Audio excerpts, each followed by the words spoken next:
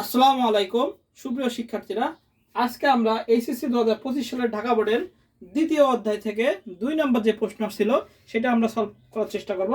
এটা আমাদের 2 নম্বর সিকিউ। তা কেমন ছিল আমরা একটু প্রশ্নটা দেখে নিই, এখনই আমরা আলোচনা করব। এই যে 2 নম্বর প্রশ্নটা আমরা একটু দেখে নিই।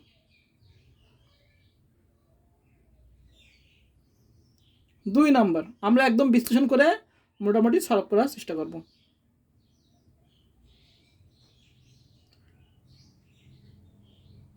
আচ্ছা, আমরা দেখে নিলাম, যাদের কাছে প্রশ্ন নেই তারা স্ক্রিনশট নিয়ে নেব, আর যাদের কাছে প্রশ্ন আছে তাদের কাছে আছে।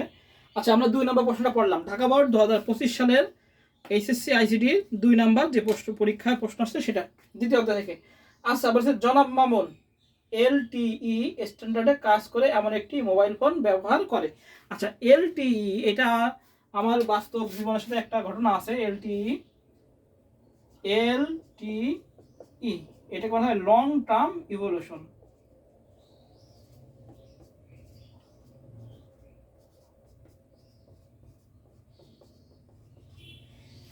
এলটিই অর্থাৎ কি লং টার্ম ইভলিউশন। এই এলটিই মানে হলো আমাদের 4G।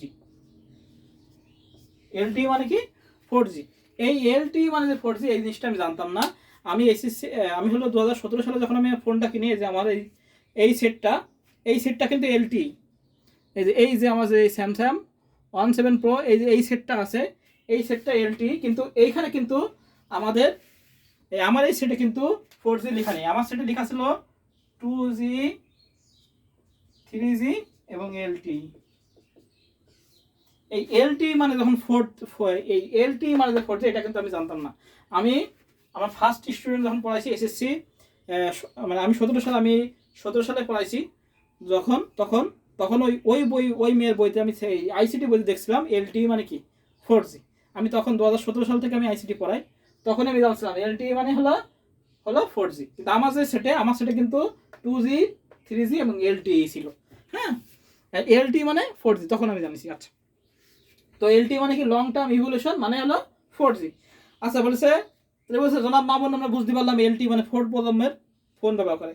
আচ্ছা, বলছেন তিনি অফিসের জন্য, আচ্ছা 2টি অফিসের জন্য নিচে কি আই 3টাই, এটা তো অনেকবার করাইছি আমি। আই 3টাই 802.11 মানে হলো ওয়াইফাই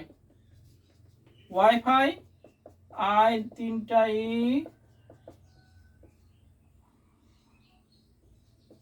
802.16 করেছে, একটা করেছে 16, তাই তো? এটা হলো ওয়াই ম্যাক্স। এই হলো উদ্দীপক তো আমরা বুঝেই গেলাম। আচ্ছা, এবার উদ্দীপকটা পড়ি। বলছে জনাব মামুন এলটি স্ট্যান্ডার্ডে কাজ করে এমন মোবাইল ফোন ব্যবহার করে। তিনি তার অফিসের জন্য আই 3টাই 802.11 এবং আই 3টাই 802.16 ও স্ট্যান্ডার্ডে ব্যবহার করেন।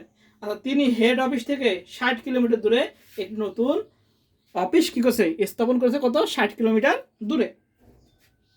এর প্রথম প্রশ্ন আসি, বলছে রোমিং কি?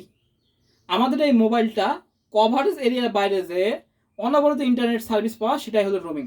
ওই যে গ্রামীণ ফোন রোমিং চালু করেছে, আমরা দেখি না মাঝে মাঝে অ্যাডভার্টাইজে, সেটাই হলো রোমিং। আমরা দেখবো যে মোবাইলটি ব্যবহার করা হচ্ছে সেটি কভারেজ এরিয়ার বাইরে গিয়েও অনবরত ডেটা সার্ভিস পাওয়াকে রোমিং বলে। আমরা লিখবো যে মোবাইলটি ব্যবহার করা হচ্ছে সেই মোবাইলটি ব্যবহার করা হচ্ছে সেই মোবাইল কভারেজ এরিয়ার বাইরে গিয়ে কভারেজ এরিয়ার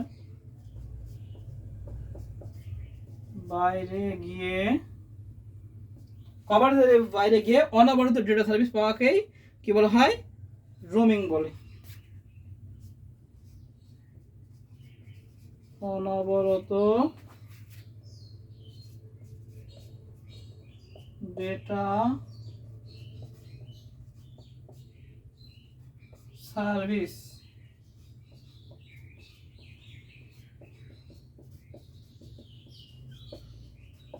এটা আমাদের ক নাম্বার।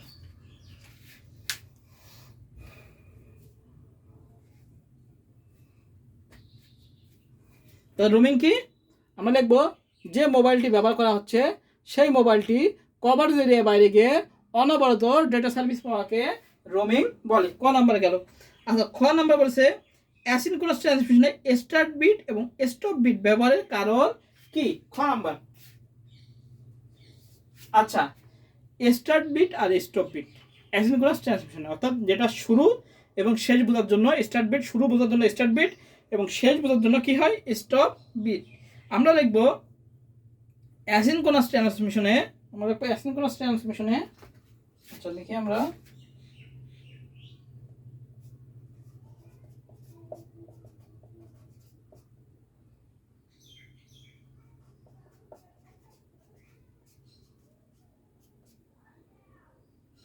অ্যাসিনক্রোনাস ট্রান্সমিশনে, অ্যাসিনক্রোনাস ট্রান্সমিশনে আমরা লিখব স্টার্ট বিট এবং স্টপ বিট ব্যবহার করা হয় ডেটা শুরু এবং শেষ চিহ্নিত করার জন্য।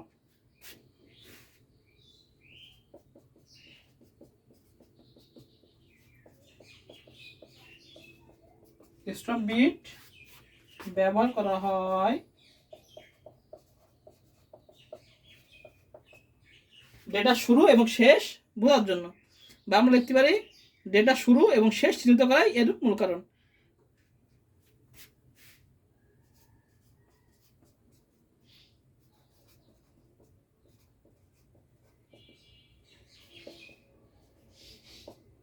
শেষ কি করার জন্য? শেষ হলো চিহ্নিত করা, চিহ্নিত করা।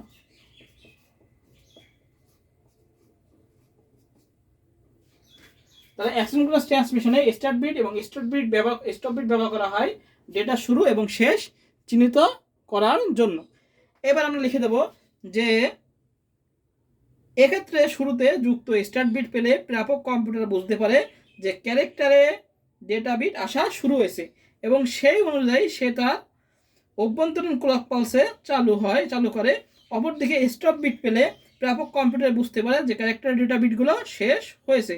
ডেটা স্থানান্তরের এই প্রক্রিয়াকে স্টার্ট বিট ও স্টপ বিট অপরিহার্য হওয়ায় এই ট্রান্সমিশনকে স্টার্ট স্টপ ট্রান্সমিশনও বলা হয়। এটা আমরা খ নাম্বার লিখে দেবো, বুঝে গেছে? তাহলে হলো কি যে অ্যাসিনক্রোনাস ট্রান্সমিশনে স্টার্ট বিট এবং স্টপ বিট ব্যবহার করা হয় ডেটা শুরু এবং শেষ চিহ্নিত করার জন্য। এই হলো আমাদের ক খ। এবার গ নাম্বার বলেছে কি মামুন সাহেব যে প্রজন্মের ব্যবহার করেছে ফোন ব্যবহার করেছে তার বৈশিষ্ট্য বর্ণনা করে। আচ্ছা, আমরা গ নাম্বার লিখবো, বুঝতে দিলাম। আচ্ছা, গ নাম্বার আমরা লিখবো যে মামুন সাহেব, গ নাম্বার লিখবো মামুন সাহেব যে ফোনটি ব্যবহার করেছে সেটা হলো এলটি, অর্থাৎ চতুর্থ প্রজন্মের ফোন। এলটি মানে কি লং টার্ম ইভলিউশন।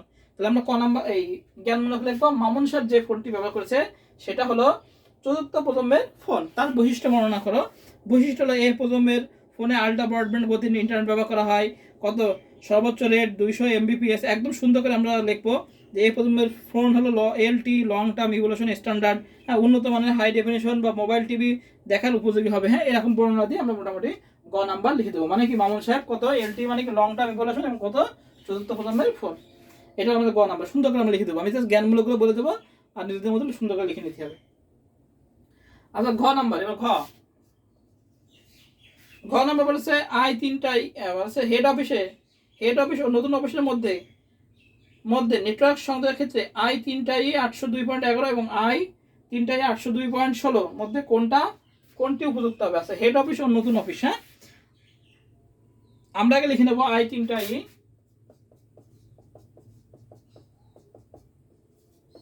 802.11 হলো ওয়াইফাই, আই তিনটাই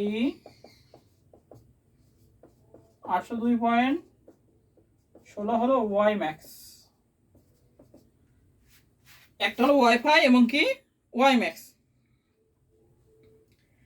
আমরা জানি কি ওয়াইফাই কি ওয়্যারলেস ফিডেলিটি, এটি একটি খুবই মানে জনপ্রিয় নেটওয়ার্কিং ব্যবস্থা যা স্বল্প দূরত্বে একাধিক ডিভাইসে সংযুক্ত করে তার ভিন্ন প্রযুক্তিতে ডেটা ট্রান্সমিশন করে। হ্যাঁ, এটি একটি তারবিহীন, আমরা জানি ওয়াইফাই কি ল্যান সাপোর্ট করে। ওয়াইফাই কি ল্যান, লোকাল এরিয়া নেটওয়ার্ক, বা আমরা বলতে পারি W LAN, wireless local area network, wireless local area network. হ্যাঁ, এর কভারেজ এরিয়া কত আমরা জানি 50 থেকে 200 মিটারের মধ্যে। হ্যাঁ, এভাবে আমরা মোটামুটি সম্পর্কে দেব।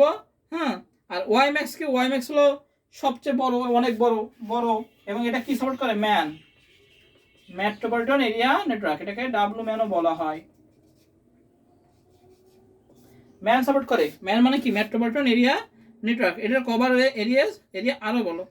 তা আমরা বলতে পারি মামুনের হেড অফিস ও নতুন অফিসের মধ্যে আমাদের কোন স্ট্যান্ডার্ডটা ব্যবহার করা যুক্ত, সেটা হলো এইটা, ওয়াইম্যাক্সটা অনেক বড়, এইটাই ব্যবহার করব।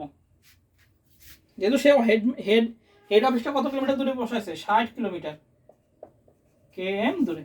তা আমরা লিখবো যে প্রথম লিখবো i3টাই 802.11 হলো ওয়াইফাই, এবং i3টাই 802.16 হলো ওয়াইম্যাক্স। এদের মধ্যে হেড অফিস ও নতুন অফিসের মধ্যে নেটওয়ার্ক সংযোগের ক্ষেত্রে আমাদের ওয়াইম্যাক্সটা উপযোগী হবে। এবার আমরা একটু বর্ণনা দেবো, ওয়াইফাই বর্ণনা এবং ওয়াইম্যাক্সের বর্ণনা দিয়ে মোটামুটি নিজেদের মতো লিখে শেষ করে দেবো। হ্যাঁ, কারণ এখানে বলে দিচ্ছে যে 60 কিলোমিটার দূরে সে আরেকটি নতুন অফিস স্থাপন করবে। হ্যাঁ, এই জন্য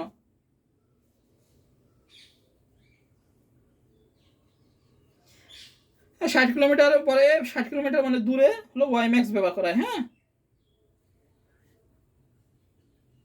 রক্ষণাবেক্ষণ খরচ এবং তুলনামূলক বেশি হলেও কি, এটা হলো উচ্চ গতির ইন্টারনেট। হ্যাঁ, ওয়াইম্যাক্সটা। হ্যাঁ, এই জন্য আমরা কোনটা ব্যবহার করবো, 802.16। এই হলো আমাদের ঢাকা বোর্ড 2025 সালের খ নং 2 নং সলভ। সবাই ভালো থেকে সুস্থ থাকি, সবাইকে আসসালামু আলাইকুম।